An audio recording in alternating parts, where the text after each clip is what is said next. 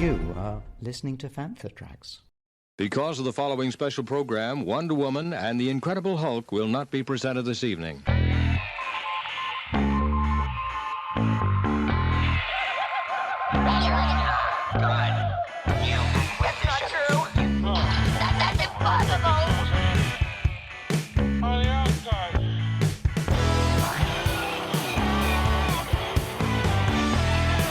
It's time to get all your Star Wars news in a single file. This is Making Tracks. Here are your hosts, Mark Newbold and Mark Mulcaster.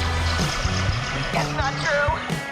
That's impossible. Greetings, one and all, and welcome to Reaction Chat for episode 9 of Star Wars Andor, brought to you by those freedom fighters over at fanthatracks.com. As you may remember, Andor was sentenced to prison for a crime he didn't commit. Well, in episode 9, he's still in there, slugging away, making God knows what for the Empire. But if there's one thing we know about our hero, is that he isn't one to just roll over and accept the cards the Empire has dealt him. On Ferrix, Bix has been captured by the Empire and is brought in for questioning in front of ISB agent Deidre Miro, who is intent on finding the connection between Andor and the rebel agent they named Axis. Also in prison, but in a totally different type, Mon Mothma is still trying to stand up for the people of Gorman, but more and more senators seem to be losing interest. She's also trying to get 400,000 credits worth of funding out of her family's personal fortune without any red flags being raised. Imperial spies are watching, and the number of people she can truly trust is dwindling. I'm joined as always by the only member of the Fantha Tracks team who can stay on programme, Mark Newbold. So jumping right into this week's Andor episode, Mark, what were your initial thoughts after you watched this episode? And don't worry, nobody's listening. Well, if nobody's listening, I'll be completely on it. No, I really enjoyed this episode.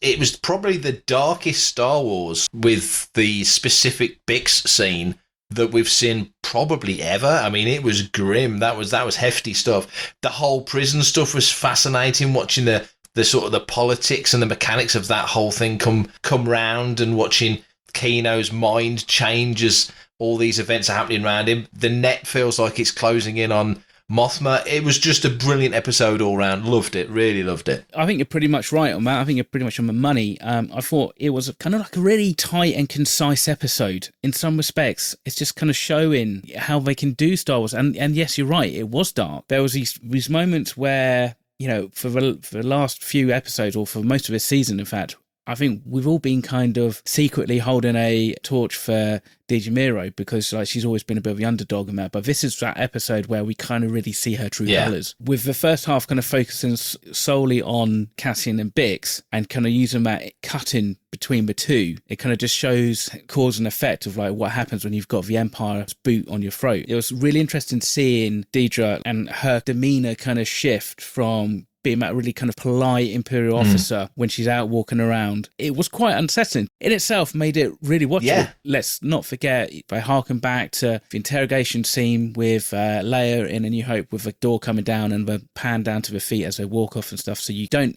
see and you don't even hear. And I think that was the interesting thing, was they talk about the manipulation of using sound, these screams of these aliens being massacred, as a way to bombard their prisoners into submission. But we don't hear that. What we hear is we hear an amazing scream by Bix, which then kind of like blends and merges into the machinery in the prison, which I thought was just a genius bit of sound design. Yeah, I think that was one of those things that was almost like, it's Star Wars does it really well when you don't hear the sound, so we don't hear what Bix hears. We only react and see what she's hearing in her head. I was totally expecting other things to happen in that sequence. I didn't love it, was horrible. But just the coldness of that room, a kind of a familiar room to Bix, just that one guy who comes over as kind of affable and kind of nice, but then within seconds you realise he's as cold as ice and he doesn't care, and tells her that the screams are probably of the children, and just to lay that out there and the fear on her face, it was brilliant acting all around. In fact, the whole episode was brilliantly acted. But you're right about Deidre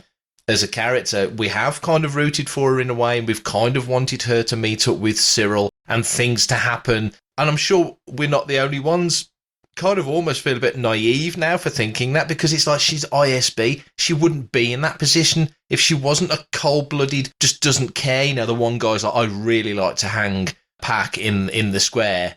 And you think back to Cassian's dad, and she's like, yeah, do what you want. I don't care.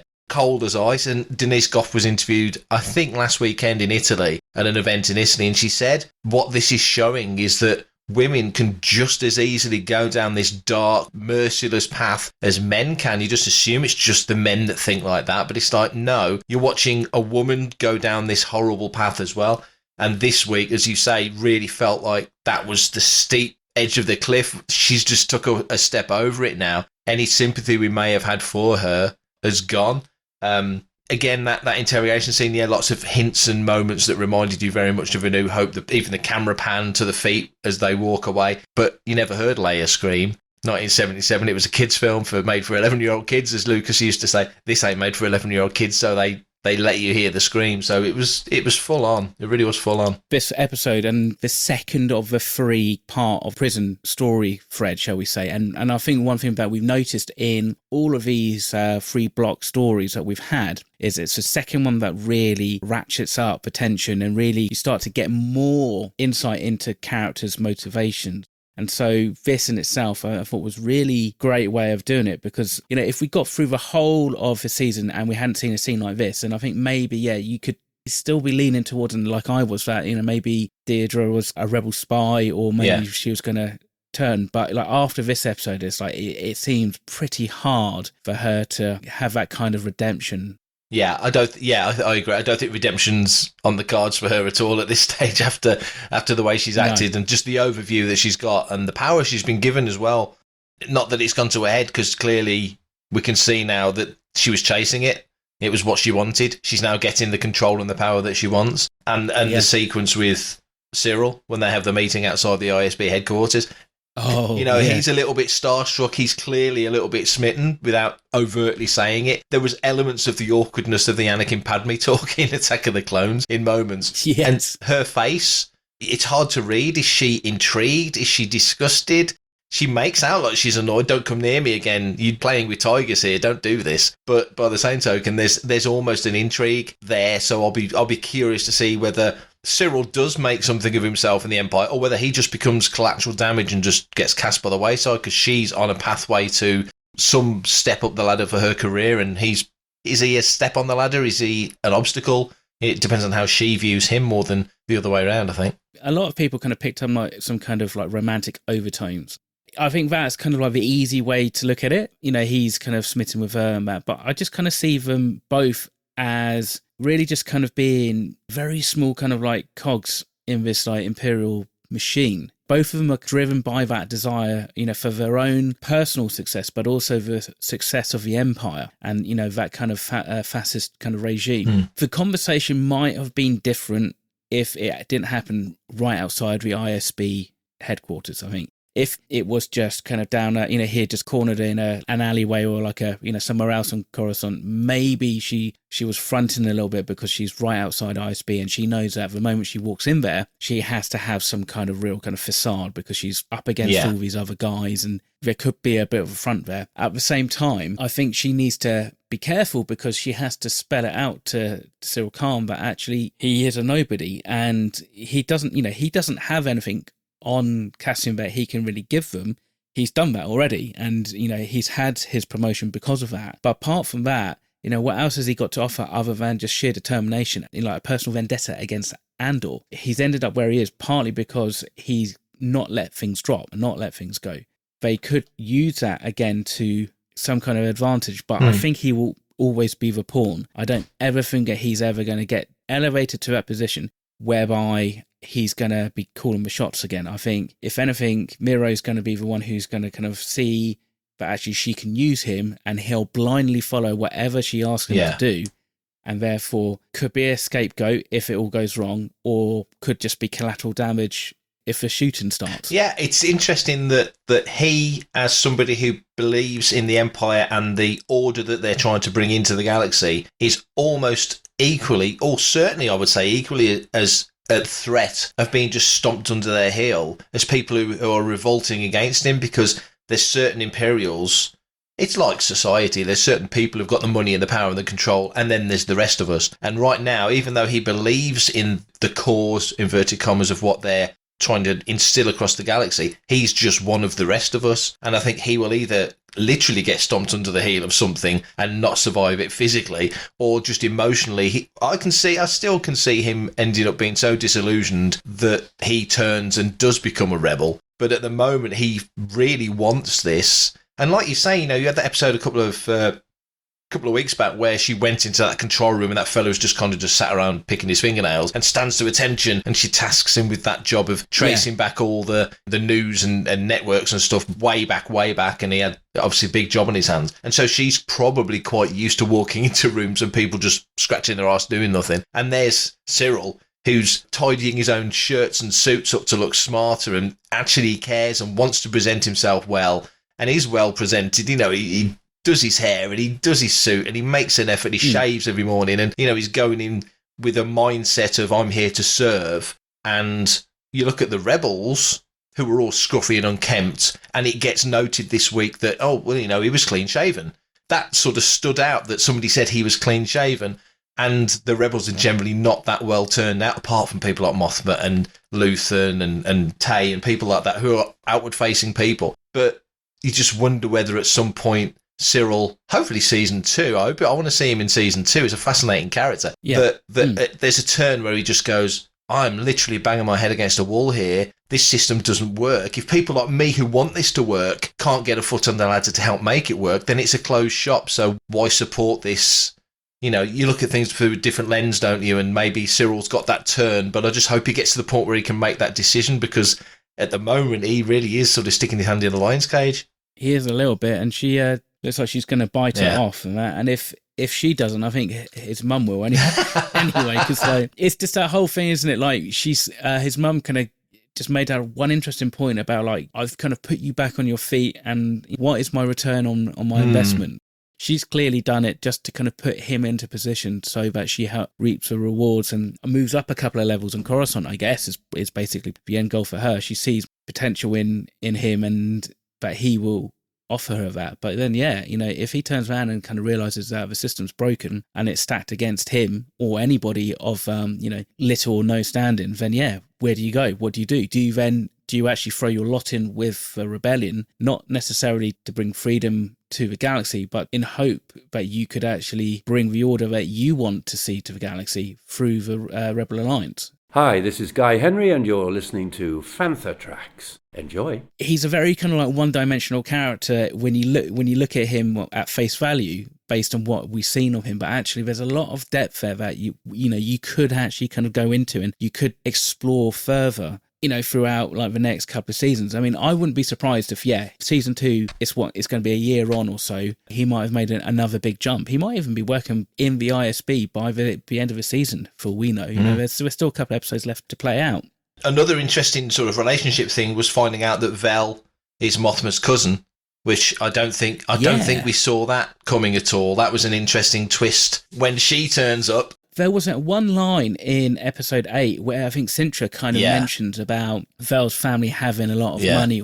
You compare Vel to the way, Mothma kind of carries herself. And when we first see Vel in all that finery, and when she's meeting with Luthen's aide, she doesn't wear that kind of costume and that kind, with her hair done like quite as well as, say, Mon Mothma does, which makes you kind of wonder, she, obviously she's really pushing against even that societal kind of upbringing. The one thing that I've always found fascinating with the season is that you think you've got somebody's gist on why they're doing stuff, and then you get a slightly different perspective and you kind of see a different side of them. We're not really used to seeing in Star Wars TV until this point. And so for me, it's just what it's making this series on a whole just sing and just work to that higher level that, I think now we're going to start to judge everything towards the Andor standard when we see any other TV series in the future. I think this is a standard of TV that I think we should now start to expect and demand from the rest of Star Wars storytelling going forward. It's interesting you say that, because obviously season 3 of Mando's in the bag and they're filming Ahsoka now. I can't imagine there's a huge amount left of that. They've just started filming Acolyte and season 2 of Andor within the last week or so here in the UK. So Acolyte more than any, really, because the other two shows are kind of have a tone. Mando's got its own tone. Ahsoka, you would imagine, will follow a similar tone because we've seen Ahsoka in Mandalorian. So you kind of think that's got its own thing. But Acolyte now, having seen what they've seen of Andor Season 1, and, they're both made here in the UK, so you'd imagine there's a lot of people working on either both, flopping across from the two productions, that they would have looked at Andor and thought, wow, like you say, that's raised the bar now. The bar has literally been raised for Star Wars. Rogue One is very much in the wheelhouse of A New Hope. It was designed to be that. Certainly what Gareth Edwards intended was very much to be that bumper-to-bumper Star Wars thing. And what Tony Gilroy brought to his additions to Rogue One and tweaks and changes took certain story elements and wove new things, which of course has allowed us to do Andor. But despite all of that, this has changed the game. The performances are brilliant. The script is insightful. There's moments that really do make you think. And it's clever because it's not just making you think of general life things like this peril could happen to people anywhere on Earth, because it is that kind of relatable story. It's making you think in terms of Star Wars as well. That's juicy stuff. And I know some people go really out into the weeds and have got, some real deep dive knowledge on certain elements of this. I'm not that deep dive to that level, but there's, but there's definitely, it's more than enough to go, we're really being treated well here by the story writers and the production and everything surrounding Andor, down to that sort of Vel Mothma moment when they have that meeting. Just go home for a few months and be a spoilt little rich girl. She's saying in a loving way what Sintra said in a kind of a snidey way. I know they're together, but there was an edge to the way Sintra said it. There wasn't the edge to the way Mothma said it. She was almost saying, keep your head down and stay out of the way, because it's going to make it harder on me. I've got enough to worry about. I don't trust, she said it last week, I don't trust my husband. I don't want him knowing about this. You've seen the daughter again. No. Oh, Dad lets me do whatever I want. She's a classic spoilt brat teenager who wouldn't give a stuff what her mom really wants. You can see that as well. Perrin says it at the table, oh, politics is so boring. And they just want to be the rich elite poncing around Coruscant, having parties and buying and doing what they want. Mothma's beyond that now. Well, we know she has been for a long time because we saw her, I know it's a cutscene, but we saw her in Revenge of the Sith. So it's all coming home to roost now. And just the acceleration of elements that Mothma feels like the one person out of everybody that needs to be pushed to do stuff. She's not quite at the point where she wants to put her foot on the gas. I think we said this last week, Luthen is and Saw is and other people are. And you're watching Cassian learn skills, develop stuff. We're watching it happen week by week to him, and you're seeing it happen to him. In that prison, he's starting to be a bit more assertive. He's not just the outlier like he was when he turned up at Narkina 5 now. He's kind of part of that group. Obviously been there a while. They don't tell you the passage of time, but clearly it's a while. It's not just a few days. You get the impression he's been there a few weeks at this point. Just the way it's constructed is fantastic. For everything in one location, daily news, reviews, interviews, podcasts, video, and social media feeds, bookmark FanthaTracks.com for Star Wars news 24/7, 365.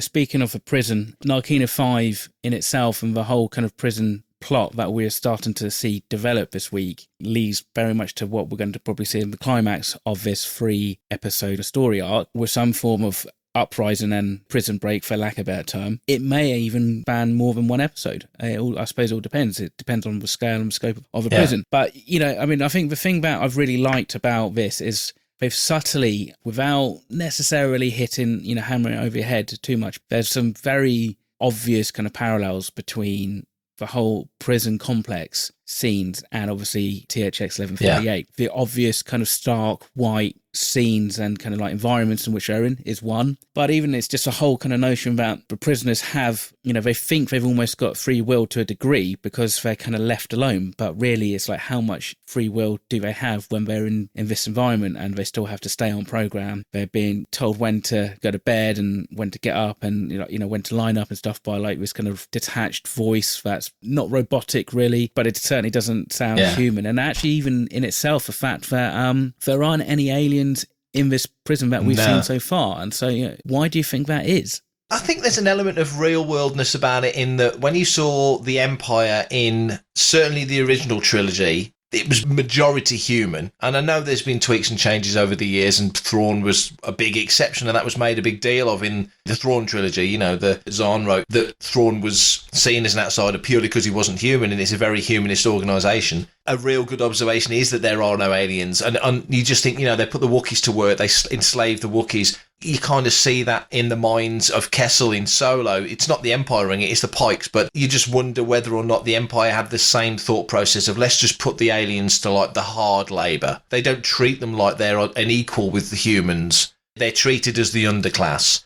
When Cassian came into the prison, as a mixture of human, I'm stepping outside the Star Wars now, as a mixture of human actors, let's say, you know, it was a real mixture of faces and colours and so on. All men, of course, but that was an interesting visual, and I wondered whether they were going to go somewhere with that, whether that was alluding to something. And I think as it's gone on and we've lived with them in this sterile environment, you know, and the whole thing with the red light, white light on the floors, and we know the process as viewers now. No, they're all just human. That's not the delineation between the people. They're all just given a number and treated like cattle. And the whole sequence with, you know, what's going on level 2, and Kino finding out slowly that something terrible has happened on level 2, and the rumours, and now he's starting to wonder. And I've got to say, in a show, a season full of great performances, Andy Serkis in this episode was outstanding. It was all on his face. It was just, you could see every emotion. And we know the guy can do this because of the stuff he's done in the past. But his face, you could have watched that scene with no vocals, no audio, sound off, and still got what was going on. And just everything about that prison, Cassian saying, you know, nobody's listening, you know, great episode title. Just everything about it. And just, it's just incremental moments, little moments, Olaf falling ill and just different things happening, and Harry Potter's dad coming in and trying to rescue him and all this, you know, as it notches up, and the guards don't give a crap. They're just doing what they need to do. It's so dehumanizing. It's fascinating, but everything that they don't do, everything the guards don't do, everything the Empire doesn't do with these men, just putting them to work, slog. If you're the slowest table in a room of 7, you're stuck in the middle and zapped. Horrible. And they have to stand there and watch it happen. It's just fueling them. You can see that it's fueling them. And more than anyone, it's fueling Cassian, isn't it? This environment that they're in and being pushed through the grinder that they are, this is what is going to lead Andor towards that radicalization that we see in Rogue One. But not just him, but also like Melchi as well. They're both clearly singing on a fairly similar hymn sheet. You know, Melchi's kind of saying, like, don't look at the numbers and all that. And so what's smart about how they've actually paced these episodes so far is that it could have become very boring just to watch them do the same thing over and over again. What they're doing is they're very clever. These guys are using all these kind of like interruptions, you know, a new guy in the room, as a way to start to work out and figure out what the resistance is going to be like if they do make an escape. And obviously Andor goes for a toilet break and he starts kind of chisel away at a pipe, which I'm assuming is only he who is doing that. I don't know if there's anybody else but him who's going to just go and have a quick chisel. And I don't even necessarily know what that end game is, other than he's going to disrupt something in the room to then hopefully bring people in so they could maybe overpower them and then get up onto the next level. But even that whole heartbreaking thing of, like, as you said, when Olaf is kind of down and he's stroking out and the med comes in, and it's like, that medic's not going to do anything. He asks basically for like a body bag and a gurney straight away. He knows that actually there's no point saving him, even if he could. I mean, if it was a cut or maybe a broken arm from a fight, you know, that's going to hinder production. You could see he was going to help. But something like that is well outside the means that he has to his disposal. So therefore, it then becomes just a disruption and potential. Then that's when the guards, you could see, could have an issue with that and therefore take it out on not just him, but the rest of them. Yeah. I mean, that whole scenario about, you know, somebody from level 4 was meant to be released, but then was brought back into level 2 and they just had to kind of like kill everybody on level 2. I mean, it's just brutal in itself, but it shows how disposable these men are. Yeah. It's like Andor says, you know, they're more disposable and they're cheaper than droids. And that's the thing, is that there's almost like an infinite supply of these people who could come in and replace somebody and carry on with that vague hope that, yes, you know, you do your time and then you're released. But yeah, there's no reason for them to be released. There isn't. You know, they can either be moved on to another level or they could just be dispatched quietly in a way which would mean that would leave no trace. They're over an ocean as well, so they could easily just flush them out, couldn't they?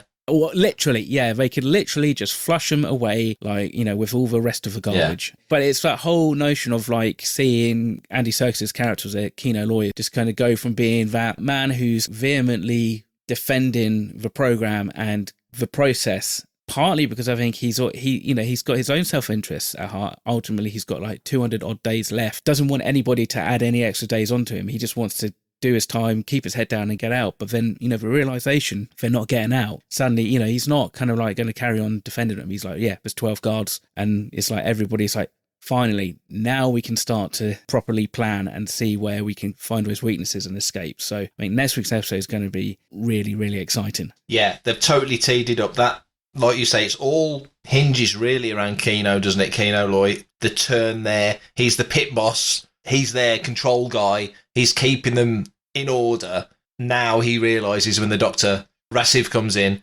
and sees Surilaf and just basically ends him, has to. There's nothing he can do. They're not going to spend money trying to fix or heal an old fella like that who was only 41 shifts away from leaving, which is kind of heartbreaking. I think that was the tipping point for Keno was knowing how close this guy was to getting out, and then, like you say, to find out that some guy gets off level 4, gets put back in on level 2, and they just killed a lot of them. No one's getting out of here. So next week, It's like, yeah, why not go for it? You might as well die trying than just die passively. You might as well die with your boots on and go for it. So they've totally set up something potentially very special next week off the back of an already really special episode. Yeah, so I don't think we've got too much time to wait to see what's going to happen in this prison. I think it's going to be really interesting just to see how these guys actually do escape and how many prisoners Andor takes with him and where they go. Because at the moment, it's not like, the way I was thinking was Andor was going to be in prison. He was going to be sat in a cell and he was going to be there reading the manifesto that he was given after the prison heist. That hasn't happened. So we haven't really had Andor talk about or recruit anybody directly from the rebellion at this moment. So it's going to be interesting to see how, when they escape, where they go and how he then starts to link back up with the rebellion. Does he go back to Luthen or to Vel? Or does Vel track him down and they start to talk about fighting the Empire more overtly and actually have him join Luthen's team without there being any kind of monetary incentive? Or again, is this a point where he takes the team that he has and then he now goes and he starts to liberate or at least tries to rescue Bix on Ferrix? I'm also really curious just to see what happens with Mon Mothma, because her plot line, the thing that she needs money for, and I don't know if it's just Mon Mothma being channeled through me, but I don't trust anybody in that Senate whatsoever. Even her ex-boyfriend, Takoma, I'm not too particularly sure that actually he's on the level. I just feel like, she could be being betrayed on multiple different levels by multiple different people. You do wonder whether at some juncture she's just going to have to bail from Coruscant. Just leave, with bail, just to sort of hit the road and run the Alliance or continue formulating the Alliance that way. Because, Takoma is coming across as a slightly untrustworthy character. I'd like to think that's done on purpose by the directors and producers, because I'd like him to be a trustworthy character that kind of gets caught in the crossfire, and it's another motivating thing for her to do what she needs to do, because she's kind of expecting her family to let her down. If she fails and lets them know too much, she still loves them. They're still her, her husband and her daughter, and she still cares for them, but she can't trust them. What a horrible situation. But yeah, it does feel like next week's episode, there's awkwardness coming there because she doesn't want to meet this guy. And Tay, on the face of it, is saying, I've looked at every option and I've worked every angle and this is all I could come up with. And she's like, well, she just went ahead and did it. She was a little bit outraged, which I thought was in the scene a bit unfair on him, because he's now been brought into this scenario and he's putting his neck on the line, even by asking the questions. But he has been asking the questions. So it'll be interesting to see how that shakes down. But really, as we approach chapter 10 and then 11 and 12 to finish out season 1, I think we're in a great spot for one. I think there could be some explosive action stuff coming up in the last 2 episodes.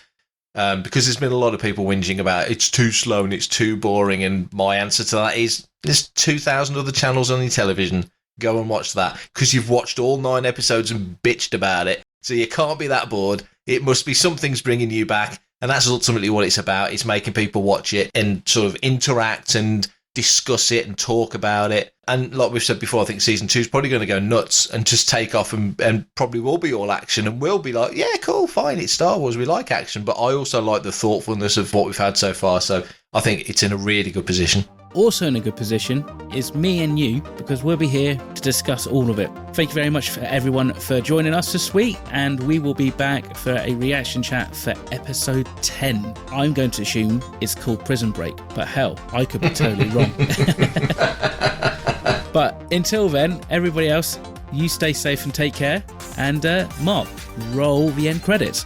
Thanks for listening to Making Tracks. If you want to be a part of the action and stay updated on all the latest Star Wars news, visit panthertracks.com or check out the free Panther Tracks app for the App Store to follow us on your mobile device. You can reach out to us and send in your listeners' questions by emailing radio@panthertracks.com. Comment, like and share on any of our social media feeds at Panther Tracks, and be sure to subscribe, leave a review, preferably a 5-star one, on Amazon Music, Audible, Apple Podcasts, Google Podcasts, Spotify, or your podcatcher or smart speaker of choice. And as always, thanks to James Temple for composing the Panther Tracks intro, Adam O'Brien for our Making Tracks opening music, and Mark Daniel and Vanessa Marshall for our voiceovers. Remember, tune in to Good Morning Tatooine. It's live Sunday evenings at 9 o'clock UK, 4 PM Eastern, 1 PM Pacific on Facebook and YouTube. And check out our Panther Tracks Radio Friday night rotation every Friday night at 7 PM UK time for new episodes of The Phantom from Down Under, Planet Leia, Desert Planet Discs, Start Your Engines, Collecting Tracks, Cannon Fodder, and special episodes of Making Tracks. And that's me done for this episode. Coming up next on Panther Tracks Radio, it's Planet Leia.